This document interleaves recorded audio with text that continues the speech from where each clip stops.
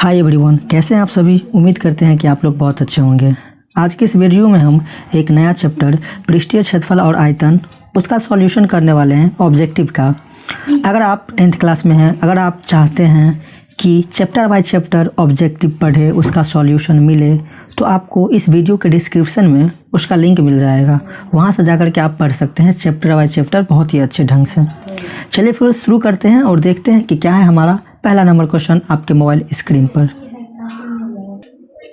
पहला क्वेश्चन है कि यदि एक शंकु और एक बेलन के व्यास और ऊंचाई समान हो तो उसके आयतनों का अनुपात क्या होगा। ठीक है, अगर क्या क्या समान बोल रहा है, शंकु और बेलन का व्यास और ऊंचाई दोनों समान हो तो उसी दोनों का हमें आयतनों का अनुपात ज्ञात करना है। आइए इसे सॉल्व करते हैं। शंकु का आयतन और बेलन का आयतन का अनुपात पूछा था। अनुपात का मतलब बट्टा होता है। शंकु का आयतन क्या होता है 1/3 पाई आर स्क्वायर एच, और बेलन का आयतन क्या होता है पाई आर स्क्वायर एच होता है। ध्यान से देखिए, यहाँ पे हम क्या करेंगे 1/3 पाई, ठीक है, और आर, तो आर का वैल्यू कहाँ से निकलेगा। शुरू में ही बोला था कि शंकु और बेलन का जो व्यास है वो सेम है। मान लीजिए शंकु का व्यास क्या है डी है, ठीक, तो आर कैसे निकलेगा। शंकु का व्यास अगर डी है तो यहाँ से आर कैसे निकालेंगे हम, आर इक्वल टू क्या हो जाएगा d/2 हो जाएगा, और एच तो वही रहेगा। फिर मान लीजिए कि शंकु बेलन का व्यास डी है, बेलन का व्यास डी है अगर, तो आर कैसे निकलेगा, आर बराबर d/2 हो जाएगा, और एच तो वही रहेगा। तो क्या देख रहे हैं, बेलन का व्यास और ऊंचाई शंकु का व्यास और ऊंचाई, बेलन का व्यास और ऊंचाई दोनों क्या है बराबर है, तो यही हमारा आर का वैल्यू हो जाएगा, और एच तो एच रहेगा। अब यहाँ पर रख दीजिए, आर स्क्वायर है ना, तो क्या हो जाएगा d/2 का होल स्क्वायर हो जाएगा, और एच तो रहेगा ही ऐसे ही, ठीक। नीचे में वही होगा, पाई ऐसे ही रहेगा, आर स्क्वायर मतलब d/2 का होल स्क्वायर हो जाएगा, और फिर एच तो ऐसे ही रहेगा। यहाँ से हम देख रहे हैं कि पाई से पाई को काट देंगे, d/2 का होल स्क्वायर d/2 का होल स्क्वायर कट जाएगा, ठीक। एच से एच कट गया, तो हमारे पास क्या बचा, फिर यहाँ पे हमारे पास जो बचा,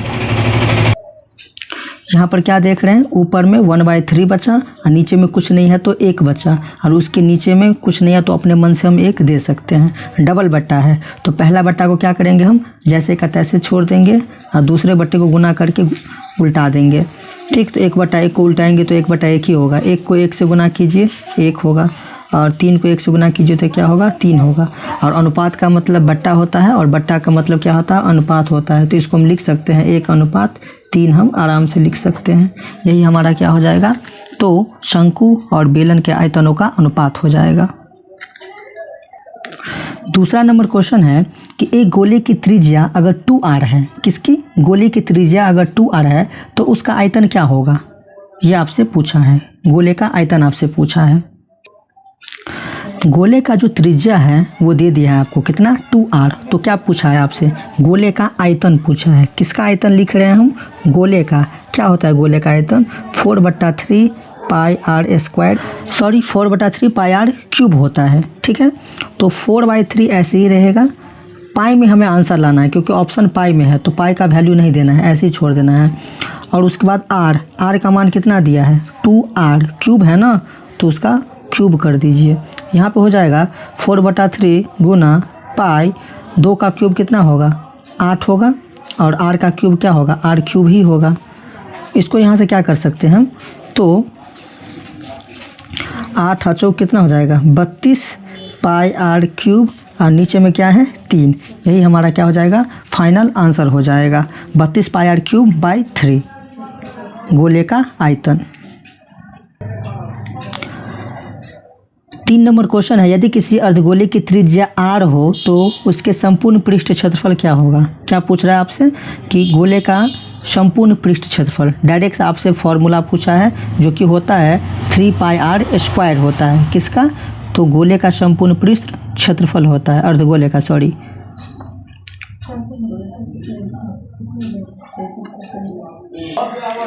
तीन में अर्धगोले का संपूर्ण पृष्ठ क्षेत्रफल जो है वो ऑप्शन नंबर सी होगा 3 पाई आर स्क्वायर, अर्धगोले का संपूर्ण पृष्ठ क्षेत्रफल। चलिए नेक्स्ट क्वेश्चन देखते हैं। 4 नंबर क्वेश्चन है कि एक बेलन का वक्र पृष्ठ क्षेत्रफल 264 दे दिया है।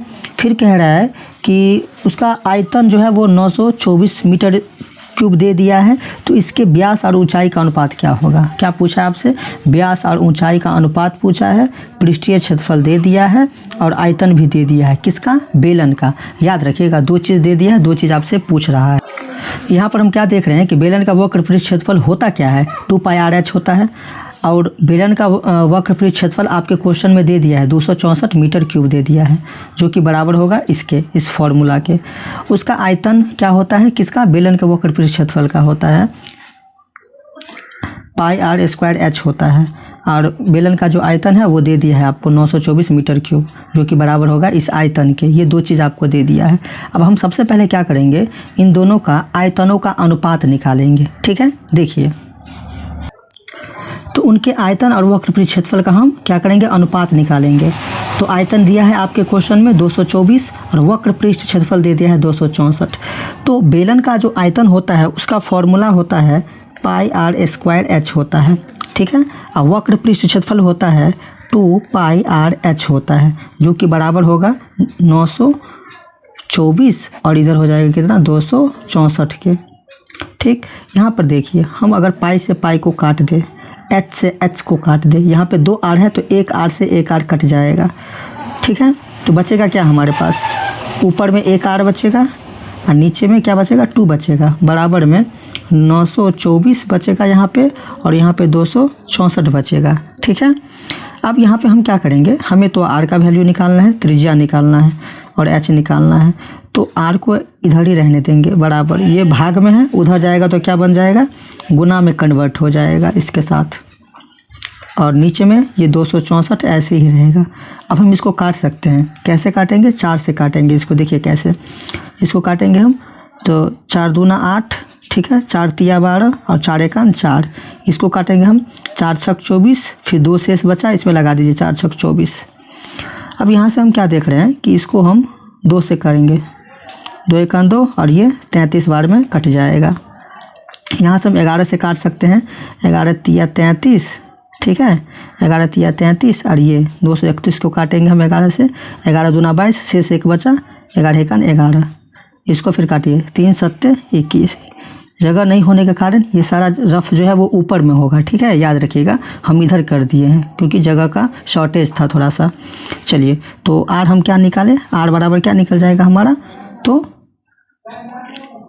7 निकल जाएगा। आर बराबर 7 मीटर निकल जाएगा इस तरह से।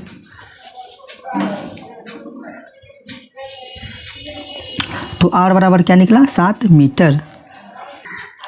तो आर हमारा क्या निकला? अभी हम बताए थे कि आर बराबर हमारा क्या निकला? 7 मीटर निकला। ठीक है, तो हम h निकालने के लिए हमें क्या करना पड़ेगा कि बेलन का वक्र पृष्ठ क्षेत्रफल लेना पड़ेगा। होता क्या है? 2πr(h) होता है। ठीक, तो 2 ऐसे ही रहेगा, पाई की जगह पर हम क्या देंगे? 22/7 देंगे। आर हम निकाले हैं कितना? 7 मीटर, और h तो हमें निकालना है, ऐसे ही छोड़ देंगे। ठीक, और बेलन का वक्र पृष्ठ क्षेत्रफल दिया कितना है? तो 264 मीटर क्यूब दे दिया है, वो उसके बराबर में रहेगा ही। यहाँ भी लगा देते हैं हम 264। अब यहाँ से काटिए, तो 7 से 7 को हम काट सकते हैं, इस 2 को हम इसको हम काट सकते हैं कितने बार में? 132 बार में काट सकते हैं। 22 छक्के हो जाएगा कितना? 132। तो h बराबर क्या निकला? यहाँ पे हम देख रहे हैं h बराबर क्या निकला? तो 6 निकला। कितना? 6 निकला। अब हमसे पूछा क्या था? पूछा ये था कि इसके व्यास और ऊंचाई का अनुपात पूछा था। दोनों चीज़ हम निकाल कर रखे हुए। तो व्यास और ऊंचाई का अनुपात पूछा हमसे। अनुपात का मतलब बट्टा होता है। ठीक, व्यास का फॉर्मूला क्या होता है? 2 गुने r होता है। ठीक है, और ऊंचाई तो ऐसी रहेगा ही h। 2 गुने r की जगह पर r का मान रखेंगे। हम निकाले थे 7 निकाले थे ना मीटर, तो यहाँ पर अगर 7 रखेंगे तो 7 दूना कितना हो जाएगा? 14 बट्टा h अभी हम निकाले 6। इसको जब हम काटेंगे तो 2 सत्ते 14 और 2 तिया कितना हो जाएगा? 6 हो जाएगा। और 7/3 को हम लिख सकते हैं क्या? 7:3 हम लिख सकते हैं। यही हमारा क्या हो जाएगा? तो फाइनल आंसर हो जाएगा। ठीक है, 5 नंबर क्वेश्चन है कि एक समबाहु त्रिभुज का क्षेत्रफल दे दिया है 4√3 सेंटीमीटर दे दिया है क्यूब स्क्वायर। ठीक, तो इसकी परिधि क्या होगी? किसका? तो समबाहु त्रिभुज का हमसे पूछा है परिधि, दिया क्या है? क्षेत्रफल दे दिया है। ठीक, यहाँ पर समबाहु त्रिभुज का क्षेत्रफल दिया था 4√3 सेंटीमीटर स्क्वायर दिया हुआ था। तो समबाहु त्रिभुज का क्षेत्रफल लगाकर ही हम क्या करेंगे, यहाँ से भुजा निकालेंगे सबसे पहले। देखिए कैसे, तो समबाहु त्रिभुज का क्षेत्रफल क्या होता है? √3/4 गुने भुजा स्क्वायर होता है। अब वो किसके बराबर होगा? इस क्षेत्रफल के बराबर होगा जो कि दिया है। अब यहाँ से हम क्या कर सकते हैं, हमें तो भुजा का मान निकालना है, तो हमें पता है कि जिसका भी मान निकालना होता है उसको एक तरफ रखते हैं, बाकी को एक तरफ। तो 4√3 ऐसे ही रहेगा, गुने ये जो भाग में है उधर जाएगा तो गुना में आ जाएगा। ठीक, और ये फिर बचेगा गुना में, भुजा स्क्वायर का गुणांक बचेगा, तो इधर जो आएगा तो वो नीचे आ जाएगा भाग में। √3 से √3 को हम काट सकते हैं। तो यहाँ पर क्या देख रहे हैं हम कि भुजा स्क्वायर बराबर 4 चौका 16। तो भुजा बराबर क्या निकलेगा? भुजा बराबर वर्ग जब साइड चेंज करेगा तो क्या बनेगा? वर्गमूल बनेगा। 16 किस संख्या का वर्गमूल? 4 का वर्गमूल होता है। ठीक है, अब यहाँ से जब अब भुजा निकाल चुके हैं, हमसे पूछा क्या है? परिधि पूछा है ना, किसका? समबाहु त्रिभुज का परिधि पूछा है। परिधि का फॉर्मूला क्या होता है समबाहु त्रिभुज का? 3 गुने क्या होता है? भुजा होता है। तो 3 गुने भुजा तो अभी निकाले ना हम 4, तो टोटल कितना हो जाएगा? 12 सेंटीमीटर हो जाएगा। क्या? तो समबाहु त्रिभुज का परिधि हो जाएगा। इस तरह से आप क्या कर सकते हैं, तो बना सकते हैं। चलिए नेक्स्ट क्वेश्चन देखते हैं क्या है आपके मोबाइल स्क्रीन पर। 6 नंबर क्वेश्चन कह रहा है कि 12 सेंटीमीटर त्रिज्या वाले अर्धवृत्त की कुल परिधि क्या होगी। त्रिज्या दे दिया आपको 12 सेंटीमीटर और अर्धवृत्त की परिधि पूछा है आपसे। ठीक है, आइए सॉल्व करते हैं इसे।